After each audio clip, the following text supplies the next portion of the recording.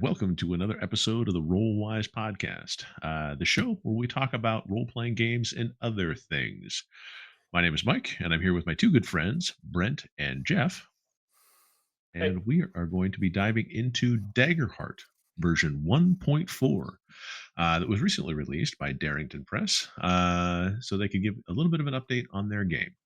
Now, we've had a chance to read through some of the updates and kind of get some impressions and all those kind of things. I think the one thing that I might want to warn people about is I don't know if we're necessarily going to break down the Daggerheart um, beta updates every time. However, this is what I want to ask you folks out there: is if you want us to go through and do a deep dive on anything in particular about this, let us know. We know that there are so many changes about the game that it's hard to really get invested in a certain concept or idea about this. And this is something they're very upfront about: is that they're taking community feedback very seriously and making changes incredibly quickly. I mean, when you look at the play testing process for this, it's been a very rapid, from 1.2 to 1.4. I mean, you would really have a hard time getting used to the version of rules that they're currently doing. But that being said, obviously, we've developed some very strong opinions about certain aspects of the 1.4 playtest module. There is a level 2 to level 4, adventure that they're publishing. I don't think it's out yet. Did you guys see that? I don't think it's out yet. No, I I think we're still don't working on think it. it's out yet, but Or, maybe it is. or caveat, it wasn't out at the time when we recorded this. That's There we probably go. That's the that's. right way to phrase that. I Yes. mean, this could be coming out in a few days, and so obviously it could be out then. But they were going to be putting some polish on it and getting that out there. So I thought we would start just in kind of our overall reactions and everything like that. Now, Daggerheart 1.4, if anybody's not aware, you can download each of these open beta playtests from the Daggerheart website. We're not afraid to put that into the description. So you guys, if you want to check it out yourself, go ahead and check it out. As we've recently said in a video, we want people to play games, and Daggerheart is no exception. Is Daggerheart your jam? You don't know unless you try it.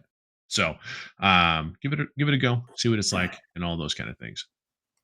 But first, overall impressions. Was there anything that stood out to either of you that was like 1.4 did this right or wrong, or this was your favorite thing so far? The first thing that I noticed was that as far as changes go, this seemed to be shorter, than the last one. Not that that's a bad thing, but Mhm.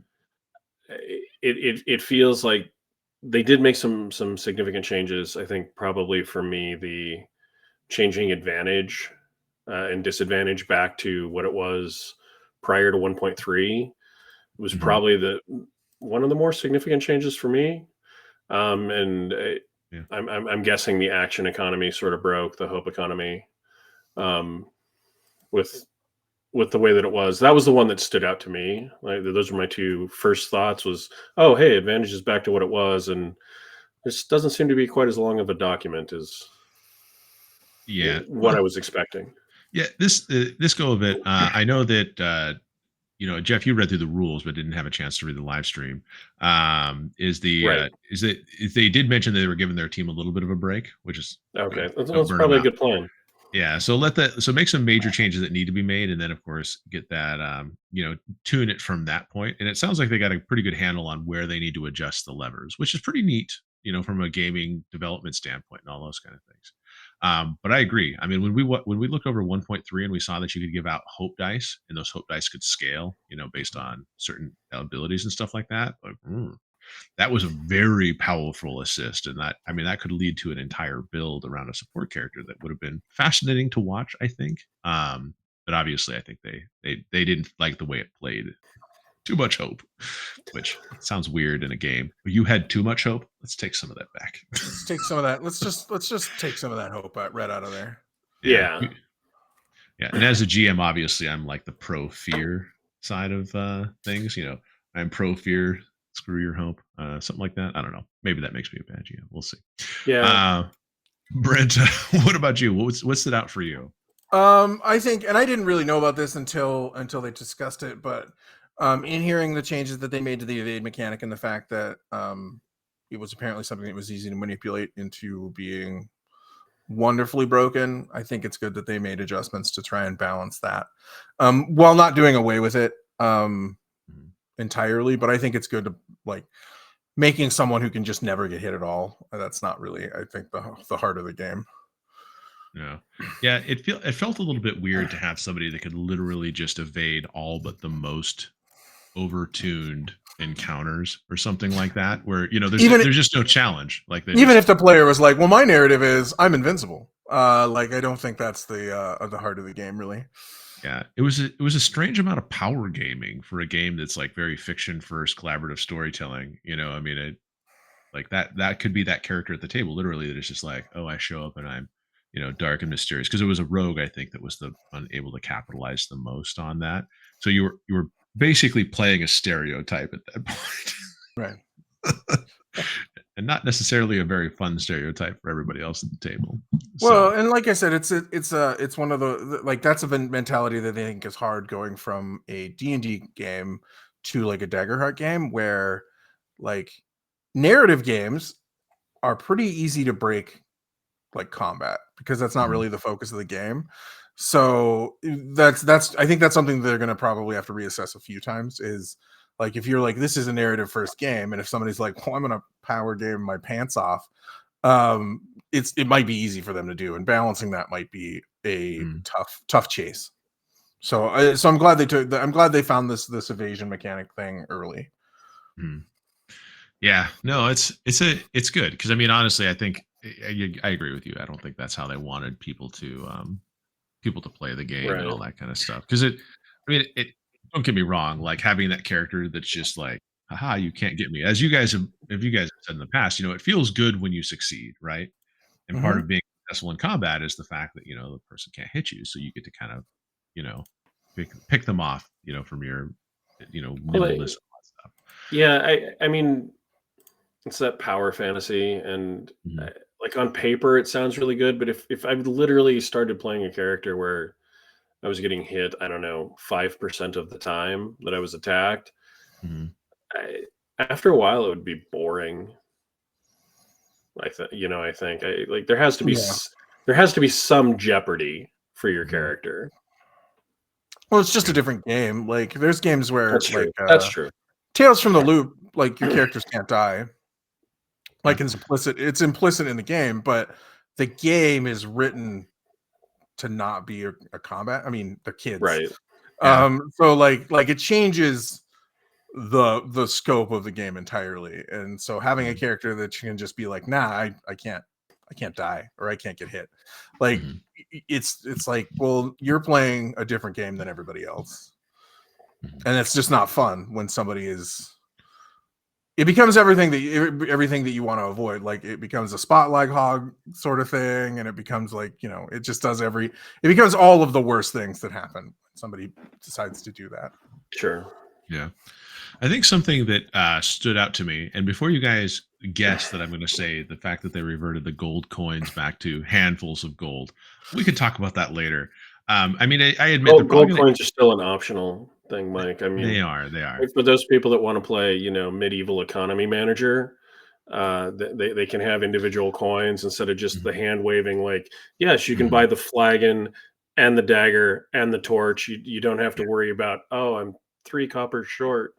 Yeah. Um, You could still do those things if you choose those optional rules. I feel like I could sideswipe at that a little bit. I think that just kind of the dogmatic portion of Daggerheart as to what they're trying to achieve. Handfuls felt more in line with what they were trying to say how wealthy your character was. I do think economically, I think they're going to have to build that out a little bit more to make sense according to what they're trying to do. Because either if they choose to have stuff priced, and Brent showed us that hilarious post that who, Yes. who Someone, who someone, someone. I can't remember who it was, but someone provided us with a breakdown of how much actual gold costs to carry around, like, or yeah, how ways much to it carry weighs? around. Yeah. yeah. Yeah, what that looked like. So I mean, you can hand wave as much as you want, but I do think that this is a game that definitely has a strong. It would be, you could advocate pretty strongly for things like quantum inventory and stuff like Right. that. It's definitely Having not. It's not a simulationist game. But Like the idea. you can't carry around more than one chest, Mike. So you have to have actual storage sites once you get past one chest. yeah, well, and I mean, I watched Baron Moon Chess and I know how it works. So uh, Obviously, they need a Nodwick NPC for every party that they need, who just carries everything around. it's true though. I mean, that's just what it is. But honestly, I was looking at the proficiency stuff, and I was kind of curious how this would play in the game because it feels like proficiency. One of the things that they did that with that is that leveling up. They changed level up options for all classes. You know, highlights include proficiency now increasing with the tier at levels 2, 5, and 7, and a major threshold increase returning as an option for all classes.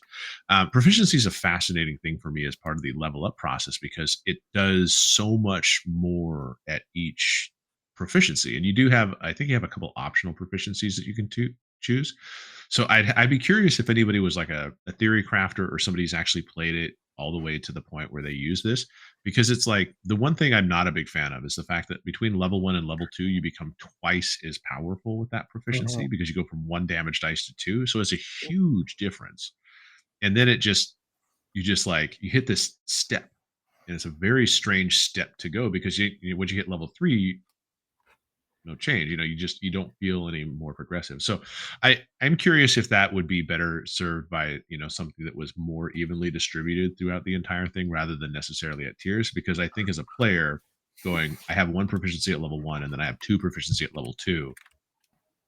I don't know, something feels off about that because right out of the gate you're like, it's like I almost feel, those mobile games that you play where you're like, oh, in the beginning I'm the coolest character ever, I can do whatever, and then you immediately find out you're like, oh, I'm not that good actually. Well, yeah, no, I mean that's part of mobile game design Mhm. is you get intense power creep for like the first 5, 10, 25 levels, and then it really flattens out so that Mhm. you've gotten used to it and you need it, and then you have to start doing microtransactions to Yeah. achieve the same thing because like they increase the time that your stuff takes to recharge or whatever Yeah. they do. They introduce 7 new currencies. Mhm. Like every new thing requires a new currency. So Yeah. suddenly you get tons of the original currency, which was cool for like 20 levels and now is essentially Useless. worthless. Yeah. And not to say that Daggerheart's going to include Right. No, I don't microtransactions. think they're trying to do No, that, but but it's there is just a a weird weird plateau bump. there. Yeah, Yeah. Just and you get, I mean, obviously you get other things like I think you get other cards as part of the leveling up process and you have other aspects to it.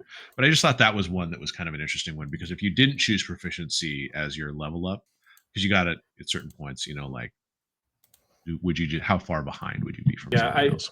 I didn't dive deep enough into the leveling up process, and we only played, the quick start, which didn't let Mhm. us level.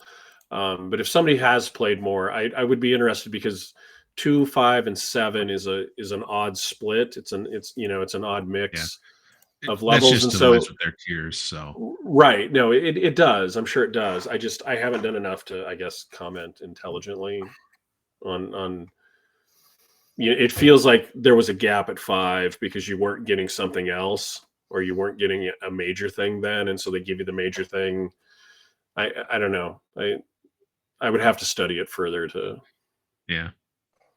So I think those were the main things that jumped out at us. Let's kind of break down some of the other stuff that Well, I had a question for you, Mike, since sure. I didn't read any of the GM stuff when we went through because I was not Mhm. running the adventure. Oh yeah, me neither. Um, so the updates to the GM section, did you check those out? Did you feel those were significant? Yeah, I think that there were definitely some good things that they had in there, but I think that there were some weird things that they introduced, which and maybe that was just how it was explained in the live stream. First of all, the GM die, you can get a critical success on an attack. And I think the interesting part about GMs having access to criticals, or at least having access to an escalation process, always provides tension. Now, whether or not Daggerheart needs more tension coming from the GM, that's kind of more of a scholarly debate because I feel like in my experience reading about other people's tables and stuff like that, it seems like people have wildly different experiences. Tables that have happen to roll a lot because maybe that's how they play through the game tend to have very tense type situations because the GMs just have quote unquote more ammunition to attack the players with. Whereas a table that may be more narratively focused, that really is a very roll light kind of situation, may find it isn't as tense, or may not find themselves at death's door as often, or whatever it may be. But I did find it interesting that they were, because they since they're inspired kind of by the games in the Powered by Apocalypse world, where they talk about GMs making moves and stuff like that. Making moves, to me at least, it always felt like you're making a specific move or changing something in a way. And the way it kind of expanded for them is, it's like you can make a lot of little tiny moves and kind of reshuffle the board if you felt that was your quote unquote big move. And then they were also like, and then you can take a fear on top of that. And I was like, it just felt weirdly, it just felt weird how that kind of scaled to me, because I feel that in some ways, the GMs really, as part of this entire thing, they don't have a lot of limitations, and that's where you build up that the fear process and everything like that was supposed to be how you built up trust in the GM being fair through the running of the session. Like they could spend fear to make big moves or whatever it would be, and so you knew that they weren't just trying to like be mean to your character, right? So and I don't think that all GMs do that, but that would that's a just transparent way to build a trust into the mechanical side of it. And I think it was something you can see in like other games like Fallout and stuff, where GMs also have action points or whatever they do to help ratchet up the tension. Right. But yeah, I think that was probably the one question I had, is that like I think they simultaneously clarified and unclarified their position on GM moves, because Yeah. they added stuff to the text that makes it more clarified, but then the way they presented it, I think, made it less clear to me. Obviously they don't just they're not just being like, oh well, what did Mike think about this? Right. So I doubt we'll get a direct response or anything, but I think that was just something that I noticed from that. And of course, when we do the player feedback, we can shoot that off and all those things. Yeah, those are my thoughts. Okay. Oh, Yeah. and they did add a TPK option for a game that doesn't have a lot of death. A TPK option seems weird, but What is what? yeah. Well, what did they say? They said something like, oh gosh. So they basically said that something along the lines of, well, what happens when like everybody goes down? Like, let's say your entire party got hit by the equivalent of a fireball or something like that. Well, in the past, like didn't really have a any kind of guidance on that or something like that. So they decided that they wanted to give some optional TPK type deals. I don't know when you would necessarily use that. I was kind of curious as to what they thought there, but they did give you like a cool way that your character could go through the Okay. death process. Well, Because they have some interesting approaches to death, right? Because they had some non-standard ways of handling it, just for the player death in the first couple of versions, where you could choose to go out heroically instead of, waiting to get revived. And, if you can make meaningful choices, I'm all for it. Mhm. Well, yeah, and I mean they do provide you the ability to avoid death through taking a scar. Right. So it's not Well, like you can do yes. it forever, but um, but I think it's kind of neat that they do have the when they added a total party annihilation process. So Yeah, yeah, no, when you say it out loud, it sounds funny. well, and And so I like it how it's a total annihilation process now. well, that's just Yeah, that's Mike's Mike's GM coined speak. verbiage, because I know. obviously that's No, I like it. I like it. so, because this is what they basically say, is that when multiple PCs are making death moves and there's a real risk of a complete party wipeout, it's important to check in with the players at the scene to see how it unfolds, how do they feel, and the chances the whole party will be left dead or incapacitated. Is this a good place for the campaign story to potentially end? Should the PCs cut their losses and flee? PCs that choose avoid death, left completely helpless. And if all PCs take that option in a scene, the party is left at the mercy of the adversaries or fate, aka the GM. So I think I really think that it just kind of gave some guidance as to how you could have that scene play out that makes sense for the story. Put the fiction into it and say like, okay, well, you guys, like for one of our players who went up to the goblin and didn't speak goblin, right? Like all of a sudden the party Yeah. was to wipe at that point. What could possibly be potential outcome other than, oh, you made a mysteriously bad turn, and you, Or you your all, or your players climbed up a chain into a death trap and both died at the same time. I was curious if that was going to happen because it does have hurricane level winds that eventually push you out to the falling damage and stuff like that. I was actually curious how DC 20 would handle your fall at that point. I think it would have been pretty painful. Yeah. Yeah, I thought we were going to die until we critted on grabbing the chain. Which also surprised me, considering you guys rolled far better than I expected for that session. And anybody who's curious as to what we're talking about Age of Worms session number 2 in our playlist for Age of Worms. So there was But I'm saying that would have been a good example of when you might have to use your total annihilation process. Yeah. I just got to bring out my SOP here. Yeah. Total annihilation of PCs. Can you open the big envelope that says Total Annihilation Protocol? And and this is getting far more decorous than I would probably have it. I'd just be like, oh, Total Annihilation Protocol. Just grab the sticky note off. The PCs die. Okay, put it back. So well, we're all making new characters. Yay! Time to switch. Yeah, you didn't catch the Twitter thread where I wish I could attribute it to the person who did it, but they basically said that it's a bad idea for GMs to kill players. Oh, and then the whole thread was filled with hate, and he's like, "Notice I said players, not characters." There's a whole Reddit thread about that we Mike and I talked a little bit about. Where and then they debated like when it's okay maybe to kill a player. Yeah, it was a weird thread. Yeah, it was a little strange. I'm not gonna lie, but yeah, because it was actually an interesting post about because they killed a player. Like they killed their first player. They said they killed their first player, and they meant character, obviously. Right.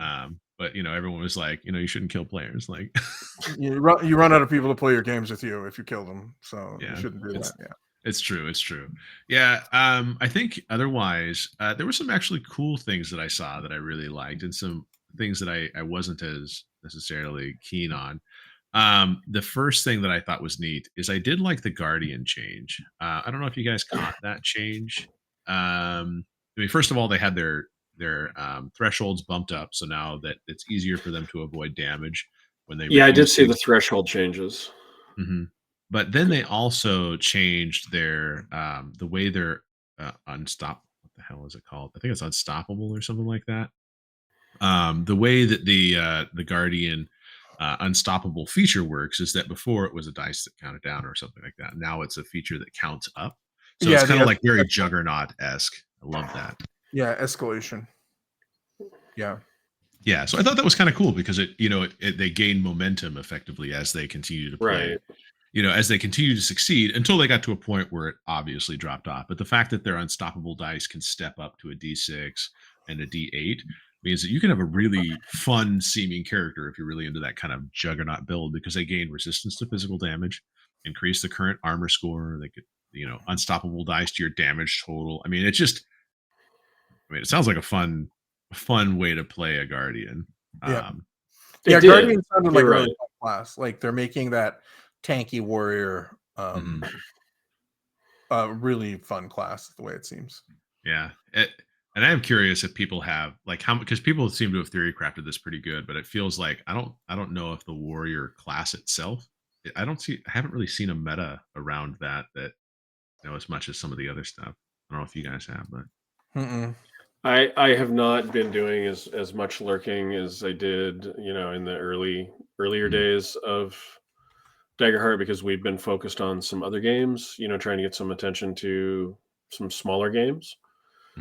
And because it's still a while, before Daggerheart releases final rules, because everything's still subject to change. But I don't remember seeing anything specifically with the warrior. Yeah. It feels like the metas are kind of going in some different directions, and I'd be curious if, with the fact, because I don't think they're trying to design a balanced game, and I think that would be hard for them to do, but it would be interesting to see if they can create a game where it feels fun for that person who wants to play the fantasy of the class that they've provided, and so they enjoy the game regardless of how balanced it is. Does it feel fun to play? Well, because it's mostly a storytelling focused game. And so I'm on the side where I don't know that, absolute perfect balance. I don't even know if it exists in any game, but in the type of game that I understand they're trying to create, I don't know if it's as necessary. But you're right. if somebody wants to play that class, if that's the experience that they want, it should be fun, right? It should be a good experience for them to play that.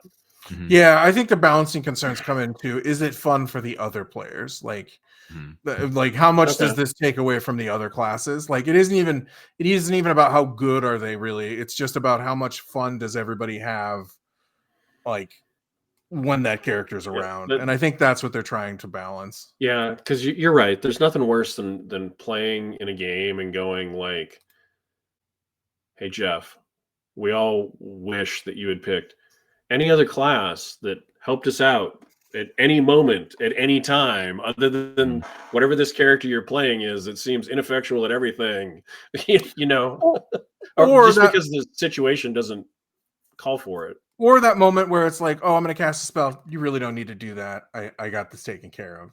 That sort of thing. Like, Yeah, or like, it's just like, oh, well, we talked about this. We're just going to let the Juggernaut, and we're just going to let the Guardian keep going because there's no He's reason the for right. it. optimal. Yeah, there's He's no, everyone else is surplus to requirements. yeah, he's the optimal play. We're just going to let him we're just Yeah. going to let him keep attacking.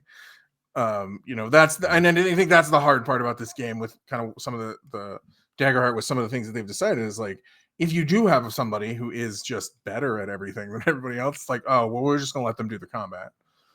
Yeah, I'm Yeah. gonna go to the bathroom. A Text mini me. game, Text me yeah. when he beats everybody, Mobile and we're games, moving on to the magic next cards, person. yeah, exactly. And Yeah. that's I think they're worrying what they're Okay, trying to no, balance. that's fair. That's a good Yeah. point. Yeah. That's Well, well said. yeah, and I think I think those are very interesting things to try to address, and I'll be curious as to how it comes out in the end, because I feel like at some point, in the beginning, you obviously could see the power gamers win, but now it's like I think they're slowly balancing that stuff. Right. Well, how you beat that stuff is like, you just do other parts of the game that they're not good at. Like, Mhm. unfortunately, like, that's how you make Yeah. other people shine, is you have face characters and stuff like that. Like, Mhm. or you have a group of one guardian and three healers that just make the guardian. That's just how the game plays. Yep. What do Yep. you do? I'm gonna heal him because it looks like he took some damage last round. This is what combat is. I'm gonna heal him. I'm gonna buff He him. is essentially unkillable at this point. Yeah. Yeah, Mhm. and then all of a sudden, everything the GM does is all social challenges. Exactly. Yeah. Yeah. No, I think that's I think that's it'll be interesting to see. I mean, it makes me interested to play this 1.4 version, because I think that with all the minor changes they did and how they reflected that in the manuscript, I think that they already made the biggest changes, but now they're just bringing it back. Yeah. So now the other thing, what was the other thing I was going to ask, is that dual ancestries. That was another big thing that they brought in to Oh, that kind of, was a big change. Yeah, I'm glad you yeah. brought that up. So dual ancestries is interesting because, I mean, in this game, what they're doing is they're saying is that you can have two ancestries and you just get to pick between their features, which from a power gaming perspective, always it, it's a power I gamer's paradise, because there's no other rules apparently besides talk to your DM. I don't think my fungal cat is any more powerful than anybody else.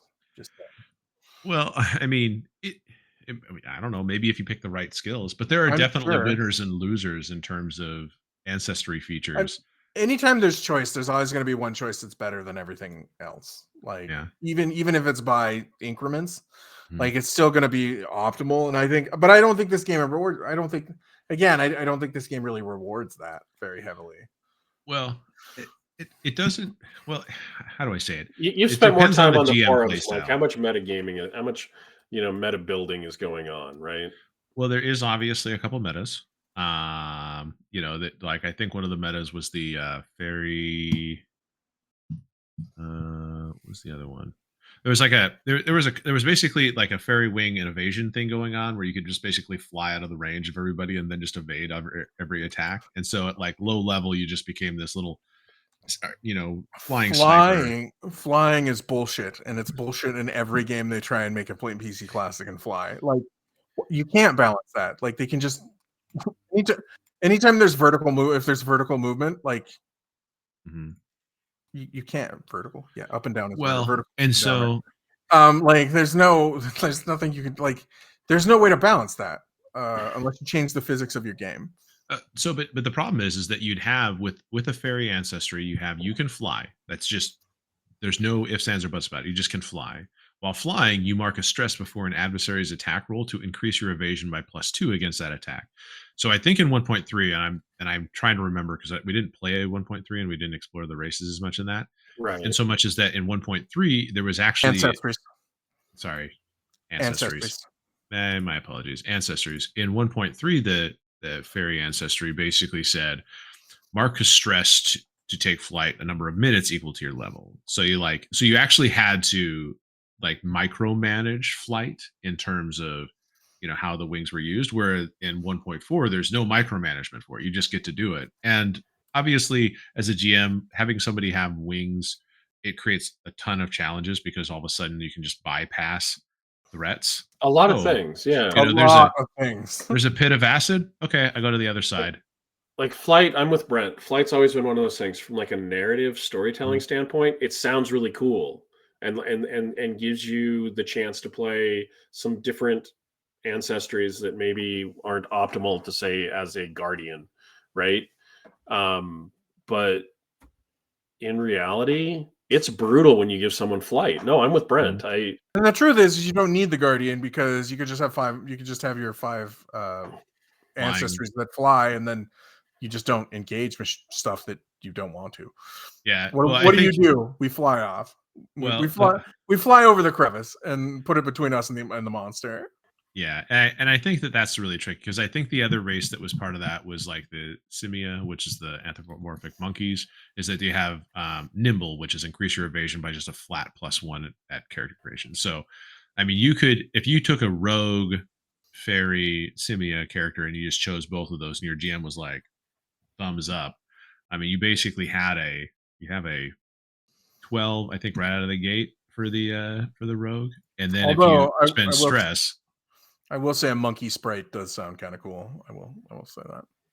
well, I'm not saying it isn't cool. What I'm saying is that your evasion can be far higher. And then if you spend stress, you could typically be at a 14 or whatever right out of the gate Right. without right. any work whatsoever. And that's, I mean, not a lot of tier 0, tier 1 monsters. I mean, Sure. the basic ones, I think it would make it pretty hard for you. But I found that it would be kind of. I think that really the fix here is something like, oh well, we have these two things. What you do is you basically, and I don't want to go into full like pick your ancestral features from like a long list of things like that. But I think what you could probably do is say like, hey, these powers are tiered. This is your major tier, your minor tier. How do you mix them so you get one major tier, one minor tier from your different ancestries? Um, I don't know if mechanically that works, or I mean, narratively that may not work. I mean, I don't know if that's, but Flying in general is just such a yeah, like a weird thing to put in a game. Like, why don't everybody make 5 archers that just fly up to the top of a building and then shoot everything? because then you find, then all of a sudden you're fighting in a flying campaign. Well, yeah, fine. So yeah, that's what you'd Everything's a have to do. dogfight now, Brent. Yeah, Yeah, so that's what you'd have to do. Yeah, like I just think, God, It's like playing World War II plane simulators. that just breaks. That's just like I don't know. I Maybe mean, more creative GMs have better ways around but around Yeah, it. if somebody does, if you've had allowed flying in your campaign and you made it work successfully, Mhm. let us know in the comments below. Well, that's why the D&D race that came out that got flying at first level. No, they were they were in the beta and they were like the angel people or that all had animal heads or something like that. Do you remember those guys? They Oh like yeah, yeah, and that was one of the things the problems that people were like it took 5 minutes and people were like, well, they can fly. yeah, they can fly at So first level. yeah, so it's like I don't know. Well, in flying, like when you go on the forums, anything related to flying seems to be like, well, you're a bad GM if you can't handle a player flying, and it's like, oh man, it's not that I can't handle it. I just don't want to design around one character. Well, exactly. Yeah, That's the thing is, and that's what you have to do at that point. Like you have to design around that one character almost Yeah, entirely. because now instead of pressure plates, they just have infrared bar scanners that Well, laser.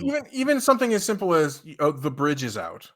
Mhm. like one of those sorts of encounters. It's like, well, the five of us Right. can, like, well, he can get over, so we'll just give him like, it's just a quick fix. Well, Like it's the same problem why every movie and television show avoids the reality of cell phones.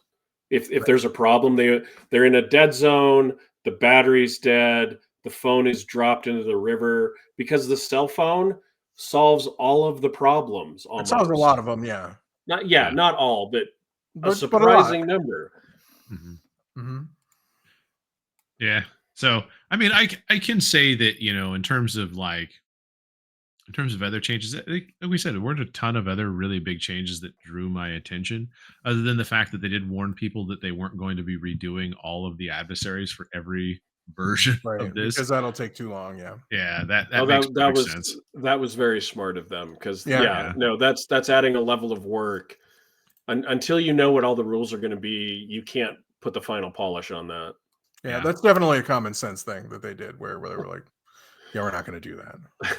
Yeah. So I think what we'll probably do is we do have the Daggerheart playtest manuscript. I might give it one more try before the final playthrough. I mean, I unless obviously if less people want us to talk about Daggerheart and want us to give us honest opinions about this, I mean, it's interesting from a game design perspective to see how it changes and updates, but it's we really have a lot of other games that we want to explore and try And out, and we're kind of into the minutia of Daggerheart at this point. So Mhm.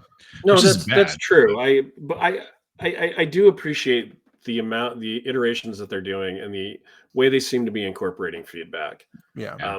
Like they're listening to the community, they're asking for the feedback, and things are actually happening because people are out there actually playing the game. And mhm, so, hopefully, in theory, that makes it a better game when it's finally finished. But I don't know Mhm. when that's going to be. And I'm with you, Mike. Like if people want to see this content, we can talk about Daggerheart all Mhm. day long. Like we can.